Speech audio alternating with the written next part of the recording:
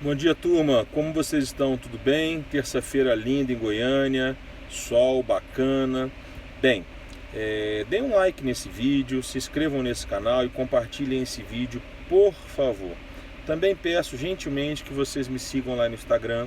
Eu tenho 2 perfis, Muito Além do Direito, Diogo Freitas, onde eu falo um pouco da minha vida pessoal e de direito das pessoas com necessidades especiais, inclusive inclusão escolar.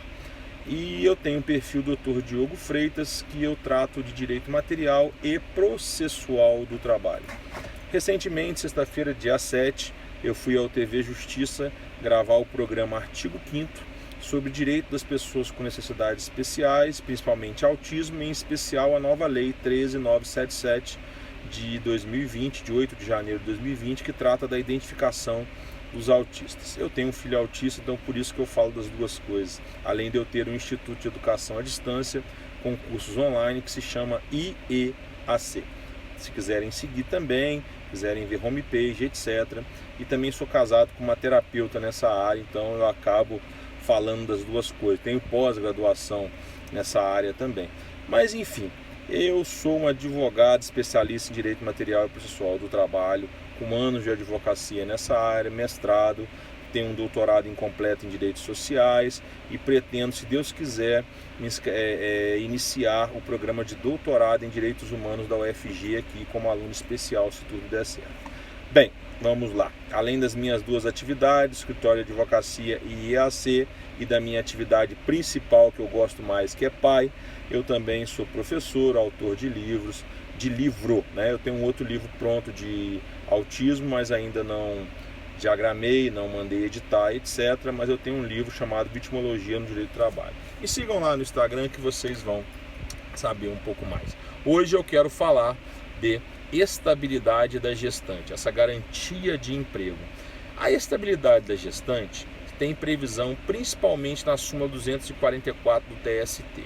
Está nos atos das disposições constitucionais também, no artigo 10, mas eu gosto mais da súmula 244 porque ela já tem uma pegada mais prática. Tem também previsão na CLT, mas a súmula tem a pegada mais prática do dia a dia e também os seus precedentes. Quando que ela inicia? Ela inicia com a concepção da gravidez. Tá? Então vamos fazer uma conta redonda. A mulher ficou grávida no dia 1º de janeiro, no começo de janeiro, e ela descobre a gravidez em fevereiro. O início da estabilidade retroage? Sim, retroage, ok? Então ela tem da confirmação da gravidez até 5 meses após o parto de garantia de emprego. Vamos raciocinar. Começou em janeiro, fevereiro, vai até setembro, ok? 9 meses, imaginando que o bebê nasceu em setembro, dia 30 de setembro, não é isso? Setembro só tem 30 dias, salvo engano, né? Mas eu acho que é isso. Enfim, ela nasceu, vamos esquecer os dias por enquanto, por hora, nesse vídeo, ok? Então ela ficou grávida em janeiro, confirmou em fevereiro, o bebê nasceu em setembro. De janeiro a setembro ela está protegida pela estabilidade da gestante. O bebê nasceu em setembro, graças a Deus, ela tem mais 5 meses de estabilidade após o parto, ok? Totalizando, no meu exemplo, aproximadamente, sem se preocupar com dias, 14 meses de estabilidade. Findou o período de estabilidade, ela pode ser dispensada. Óbvio, né? Se a dispensa não for discriminatória, se a dispensa não violar outros preceitos, outras garantias de emprego, que não é o enfoque desse vídeo. Bem, Diogo, mas eu confundo estabilidade com salário maternidade, com licença maternidade? Primeiro, você não pode confundir salário maternidade com licença maternidade, e muito menos os dois juntos ou algum dos dois com estabilidade da gestante. São coisas diferentes, são garantias de trabalho, são direitos trabalhistas.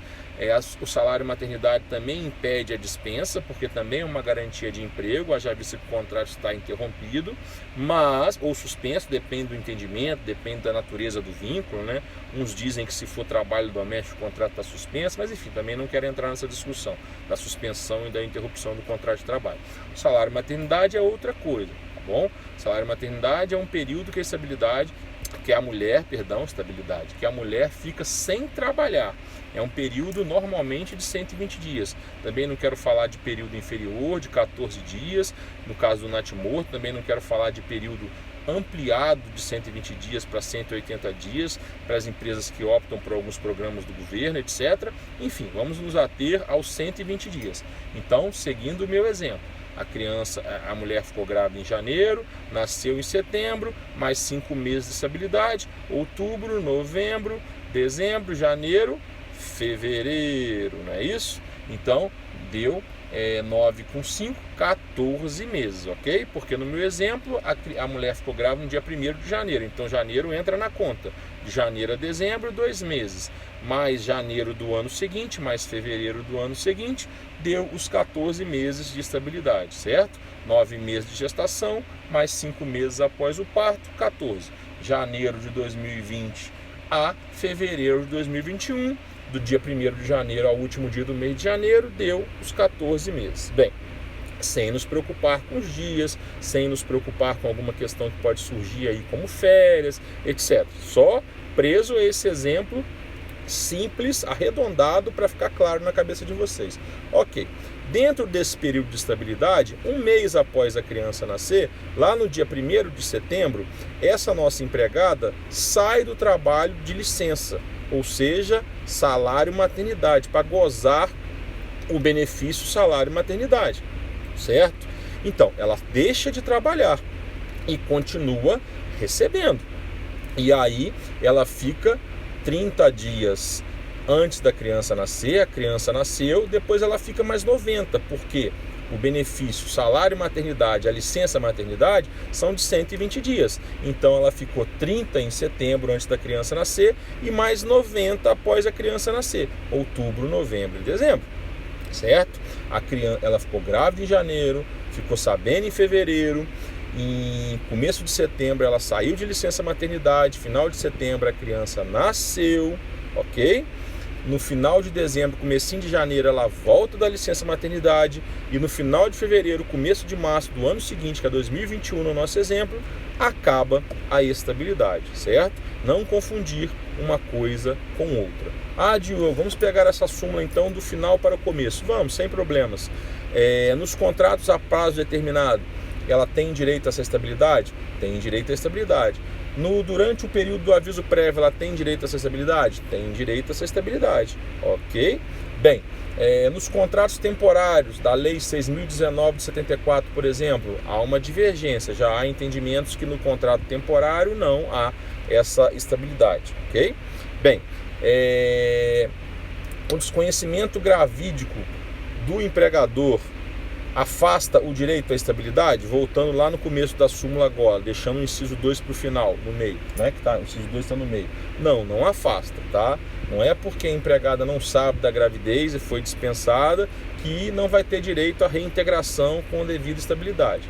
Agora, tem um porém aí, ok? Se a empregada esconde isso de propósito do empregador, com más intenções, para receber depois retroativo os salários e todos os reflexos sem ter trabalhado, ela pode vir a perder o seu direito de estabilidade, ok? Um outro caso é quando ela é dispensada grávida, mesmo sem saber, e aí, naquele nosso exemplo de janeiro, ela é dispensada ali em comecinho de janeiro, no final de janeiro, antes de saber. Aí quando em fevereiro ela fica sabendo, mas ela não entra em contato com o empregador. Aí ela espera a criança nascer, a criança nasceu ali em setembro, ela espera o prazo de 5 meses após o parto vencer, que seria fevereiro do ano seguinte, que é 2021, e quando em março ela entra com a ação e em junho de 2021 tem audiência, ou seja, dentro da prescrição bienal, tá? Tem juízes que entendem que ela exerceu o direito de má-fé e indeferem o pleito dela. Por quê? Porque ela ficou grávida em janeiro, foi dispensada em janeiro, logo depois, mas sem saber que estava grávida. Aí quando foi em fevereiro, ela ficou sabendo que estava grávida. Ao invés dela entrar com ação logo ali em março, tal, para tentar uma reintegração, ela preferiu ficar caladinha exatamente para entrar depois e receber todo esse período de salário sem trabalhar. Ao meu ver, nesse meu exemplo, em linhas gerais, de má fé. E aí tem juízes que indeferem o pleito, tá bom? Por quê, Diogo? Porque a gente não pode acobertar a má fé, não é? Nem para uma grávida e o seu bebê, não é? Não é esse o princípio basilar do direito. E também pelo seguinte, lá no inciso 2 da súmula 244, está previsto o quê? Está previsto que o direito à indenização é só se o direito à ação for exercido fora do período da estabilidade. Eu só indenizo se não for possível reintegrar.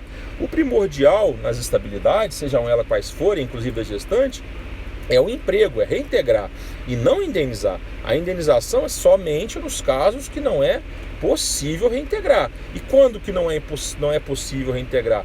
Quando a reintegração é totalmente incompatível. Vamos imaginar um ambiente de trabalho doméstico, que é mais pessoal, e também quando o prazo da estabilidade já venceu. Então, seguindo aquele nosso exemplo de gravidez em janeiro de 2020 e término da estabilidade em fevereiro de 2021, vamos imaginar que ela ajuize a ação em janeiro de 2021. Ainda dá tempo de reintegrá-la, porque ainda está dentro dos 5 meses após o parto. Vamos imaginar que ela ajuize a ação em dezembro de 2020. Ainda dá tempo, porque ainda está dentro dos 5 meses após o parto, ainda está dentro da estabilidade. Óbvio, Diogo, existem situações aí, pessoal, né, de questões processuais, a ação tem que ser distribuída, empregador citado, audiência marcada, etc. Né? Eu sei disso, mas imaginando que a ação vai ser marcada, que a audiência vai ser marcada rápido, etc. Então, a gestante ficou grávida em janeiro de 2020, em outubro de 2020 ela foi dispensada, com o bebê no colo. Ok, ela entra com ação em novembro de 2020, em dezembro de 2020 tem audiência. O juiz vai fazer o quê? Via de regra, reintegrá-la e não indenizá-la, tá bom? Aí vamos imaginar que ela não pede a reintegração, só pede a indenização, nesse meu exemplo, lá na audiência de dezembro de 2020, restando ainda 2 meses de estabilidade. E aí o juiz pergunta para ela a audiência, mas você não quer reintegração? E pergunta para o empregador, é possível reintegrá-la? Aí a empregada responde, não quero a reintegração, inclusive nem pedir a inicial. E o empregador responde, sim, é possível reintegrá-la, o emprego está à disposição. Percebem que aí há uma má-fé, em via de regra, da gestante? Por quê? Porque ainda restam 2 meses, janeiro e fevereiro de 2021, para ela usufruir da garantia, mas trabalhando. Só que ela não quer, porque ela quer receber sem trabalhar. Via de regra, pessoal. Tem muitos juízes que indeferem o pleito também, tá? Bem, pessoal, depois eu gravo outro vídeo falando de salário e maternidade, tá? Das suas regras, forma de pagamento, etc., para complementar essa ideia da garantia do emprego. Um grande abraço, pessoal!